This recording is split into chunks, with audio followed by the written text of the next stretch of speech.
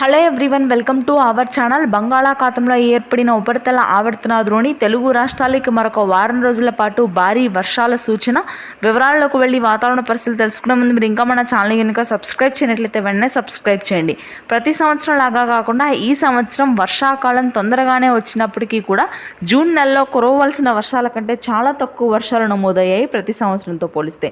అయితే బంగాళాఖాతంలో ఏర్పడే ఉపరితల ఆవర్తన ద్రోణి ప్రభావంతో రానున్నటువంటి వారం రోజుల పాటు భారీ వర్షాలు నమోదయ్యే అవకాశాలు ఉన్నాయి. ఈ ఉపరితల ఆవర్తన ద్రోణి వలన శ్రీకాకుళం, విజయనగరం, విశాఖపట్నం, తూర్పుగోదావరి, పశ్చిమ గోదావరి జిల్లాల వ్యాప్తంగా తేలికపాటి నుంచి మోస్తరు వర్షాలు ఇవాళ రేపు నమోదవుతాయి. జూన్ 26 నుంచి భారీ వర్షపాతం కురుస్తుంది. మధ్యాంధ్ర, గుంటూరు, కృష్ణా, కోనసీమ భాగాల్లో తేలికపాటి వర్షాలు కురుస్తాయి. రాత్రి సమయంలో అడపాదడపా జల్లులుంటాయి.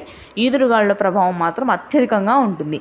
ఇక హైదరాబాద్ నగర ప్రాంతం, మహబూబ్ నగర్, నాగర్ కర్నూల్, వనపర్తి, వికారాబాద్, సంగారెడ్డి ప్రాంతాల్లో తేలికపాటి నుంచి మోస్తరు వర్షాలు నమోదవుతున్నాయి. ఉప్పల్, ఆదిబట్ల, గట్కేసర్, ఎల్బీ నగర్, వనస్థలీపురం, హైటెక్ సిటీ, మణికొండ, కోంపల్లి ప్రాంతాల్లో భారీ వర్షపాతం నమోదయ్యే అవకాశాలున్నాయి. రానున్నటువంటి 2 రోజుల పాటు యథావిధిగా రాయలసీమలో పొడి వాతావరణమే ఉంటుంది. Thanks for watching this video.